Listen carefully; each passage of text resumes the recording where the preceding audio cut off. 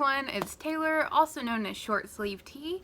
First up, I want to apologize if it looks like there's like a weird angle or you guys are in a weird spot or I look different or something. My tripod broke, so you guys are currently taped to a candle and sitting on top of the boxed DVD set of Friends that has all the seasons in it. It's pretty thick. So if you could just bear with me on that, then hopefully we can get through these videos and the tape that is taped to the candles will not start ripping off. So I am going to jump right into this video. This is weeks 23 and 24 post-op VSG. For those of you who have not seen any of my videos before, you're new here, I will give you a little bit of a background story on me. My heaviest weight was 381 pounds in May of this year. I had a 3-month pre-op diet by my own choice. I lost 50 pounds in that 3-month diet, and on my surgery day, which was August 8th, 2016, I weighed 331 pounds. In my last video, I told you guys that I weighed 256 pounds. That was, let's see, 2 weeks ago, and currently I'm at 249 I believe 6 or 5. Either way, 249.6, and that was a loss of about 7 pounds for the last 2 weeks. So in week 23, I actually weighed 254. That was Tuesday of last week. I weighed myself. I had lost 2 pounds since my last weigh-in. And then this week on, I believe, Wednesday, my scale hit 249 and it hasn't moved since then, which I am completely okay with. I did mention in my last video that I do tend to hit a stall right after I've lost a large chunk of weight. I will hit a stall for about 3 to 4 weeks and then I'll lose another chunk of weight when my menstrual cycle actually gets here. So really kind of a goal that I had for myself was that at my 6-month post-op appointment I would weigh 245, which meant that I had lost almost 90 pounds since surgery 6 months ago. And I was not planning on going to this appointment. As most of you guys know, I have not had a very good experience with my doctor's office, and this was just not something that I was planning on doing. I was hoping that I could find a different doctor's office and just kind of go there, but this doctor's office actually told me that if I didn't show up to my post-op appointment because they had made it so many months ago, that they would charge me $120 that I didn't show up. So I guess kind of a cancellation fee. Which I'm pretty upset about because they have already taken tons of money from me. I get bills from them all the time saying that I haven't paid for anesthesia, even though I have. I get bills about my sleep study that was a year ago that I've already paid off. I get bills about blood work from LabCorp that I've already paid off, and I'm just very frustrated with this doctor's office in general. They've never helped me very much. A lot of you guys know my story on that. I'm not going to get completely into that today, but I will talk to you a little bit about a phone call that I received from them last week. They called me and told me that they wanted to set up my 6-month post-op EGD. For those of you guys don't know what an EGD is, it is where they put the camera down your throat and they check your intestines, your stomach, your throat, for different signs of disease or just kind of like any kind of disruption in your gastric tract. So I asked them why they would do that, considering I just had one 6 months ago right before surgery. I know that they probably just wanted to check on everything, but I had never heard of it happening at 6 months. I thought it was always a year post-op. And she told me that the reason why they wanted to do it was to make sure I didn't have GERD or acid reflux. I think I would know if I had GERD or acid reflux, considering most of the time it causes a horrible burning sensation in your throat. You have a hard time eating. I haven't had any symptoms or signs of GERD at all whatsoever, and I explained that to her, and she said sometimes you can have GERD and not even know, and I don't know, I just really felt like it was a way for them to get money from me, and a way for me to have to come in and pay a copay and then make an appointment, and if I didn't show up, they'd get $120 for me canceling. So I told her no, I was not going to schedule that appointment. That is not something that I'm interested in. I feel like I'm doing fine. And she said, well, what if you stretched your stomach out? What if you have stretched it out over the last 6 months? We could recorrect your surgery for you. And I said, is that included like in the stuff that I already did and the stuff I already paid for? As most of you know, I was self-pay. And she said no, it would be just a completely new surgery, 6 months post-op VSG and have VSG again. So really, this company, this doctor's office is just a very money-hungry company, and I decided that I was not going to have that EGD done. I don't want them to come up with any reasons for me to have the surgery again.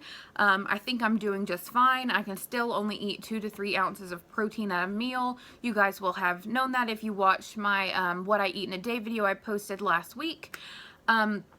So yeah, I just decided that I wasn't going to do that, but I will go to my 6-month post-op appointment just for blood work, because I really do feel like I need that. So the next thing I wanted to mention to you guys is that I have been exercising every single day this week. Today will be day number 5 that I have done a 20-minute session of walking slash jogging. I'll go down my street and back, which is a 1.5 miles about, and it takes me about 20 minutes. And then I get home and I kind of relax for a little while, and I do a whole session of yoga with Adrienne on YouTube. I will link her channel down below in the description box. I really enjoy doing yoga. I actually went and bought a new yoga mat. I had one previously when I thought I was going to do yoga, but now that I'm actually doing it, I realized that it was kind of too thin and it was hurting my knees and my hands. Speaking of my knee, I don't think I told you guys, but at the beginning of January in Georgia, we had an ice storm, and there was some ice on my driveway that I didn't see, and I slipped and I hurt my knee. And so now that I have been walking and exercising and really putting a lot of strain on that knee during yoga, I've kind of been having a little bit of pain with it. So I do have a knee brace now, and I'm going to see how it helps me, but I don't plan on kind of taking any kind of break to let my knee feel better or heal. I don't think that it's really hurt right now. I think it's just kind of like bruised on the inside and just a little sore because I'm overworking it. I haven't really done too much strenuous exercise since I hurt it, but I think it'll be okay, and I think I will be able to kind of work it out, and it shouldn't probably hurt me very much any longer.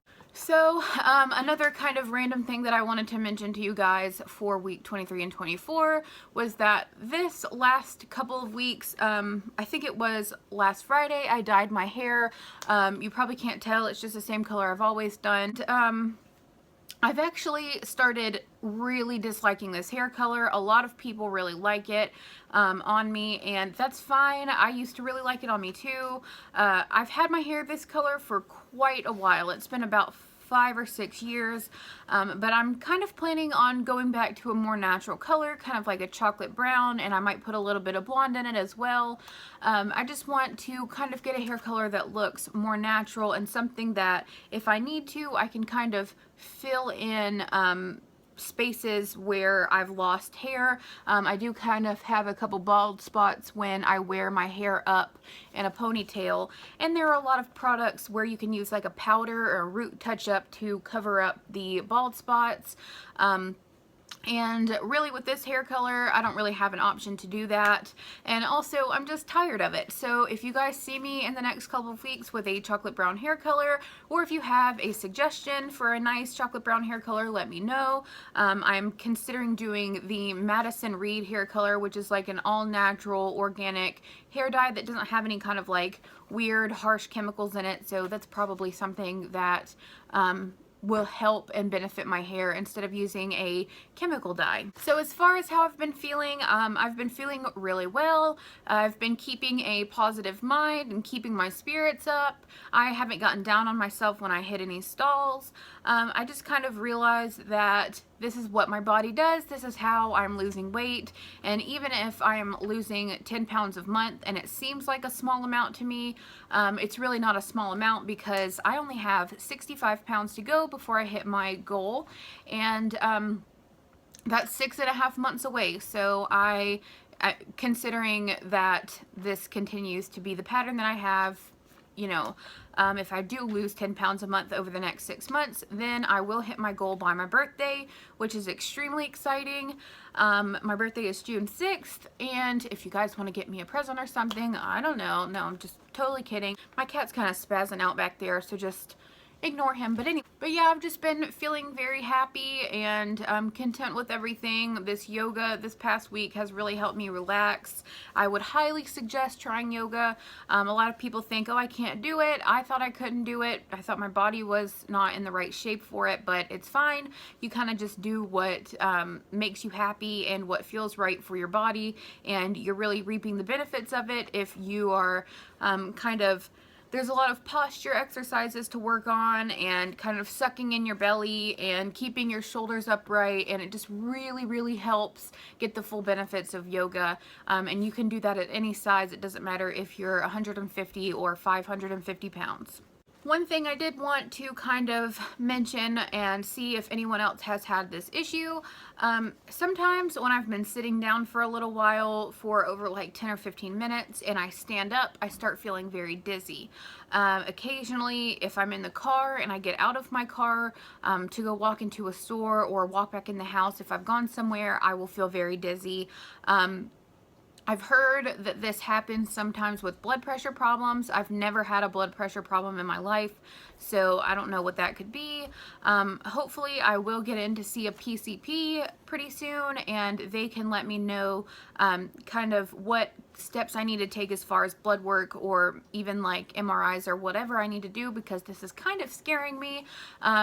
In the middle of the night, it was about 3 a.m. a couple days ago, I got up to use the restroom and I felt so dizzy. I thought I was actually going to fall into the wall back there, and I would like be just laying there passed out, and Christian would get up for work, and I don't know, I had like this whole anxiety moment, but I was just stumbling into the wall, and it felt like the world was kind of just spinning around me. It's really hard to explain. I've never passed out before. I've never had problems with dizziness or balance or anything. So if you guys have heard of that or you know what that could be, please let me know. Let me know who I should go see. Whatever, you know, you have any suggestions for me, just let me know. So the last thing I want to mention for this video is that I am almost at 1,000 subscribers for this channel. I am less than 100 subscribers away, and I will have a really big 1,000 subscriber giveaway. It will only be open to US residents, just because I did have a little bit of an issue the last time I did my giveaway. Someone won who was in Canada, and the package ended up getting shipped back to me, and I had to just do something completely different for her with the giveaway. So Penny, if you're watching this, I'm so sorry that happened. But yes, I do have a 1,000 subscriber giveaway that will be coming up whenever I hit 1,000 subscribers. And it really, I know I tell you guys this all the time, but it really kind of blows my mind that I'm at almost 1,000 subscribers. I remember when I started this video, I said, oh, if I could just get 100 subscribers, that'd be great. Or, you know, I even told Christian, and if I could hit 25 subscribers, I wouldn't care. And here I am at almost 1,000, and I just really, really appreciate every single one of you who has liked my videos, shared my videos, anyone who comments or has added me on Facebook or Instagram. I did plan on putting my Snapchat in this video, so I'll probably put it somewhere down here, and you guys can add me on Snapchat. That is my personal Snapchat. There's not really a lot of weight loss stuff on there, so just keep that in mind. It's just going to be random stuff of like me and my cats and things I do on the weekends and whatever. So if you want to add me on there, you can. Also remember to follow me on Instagram at shortsleevetee for any kind of weekly updates that are not in a video. And if you have any questions or comments, just send me a message or add me on Facebook or send me a comment down below. And so I think that is about it for this video. I will get a video out for you guys for week 25. I'm not going to condense 25 and 26 into one video because week 26 will be 6 months.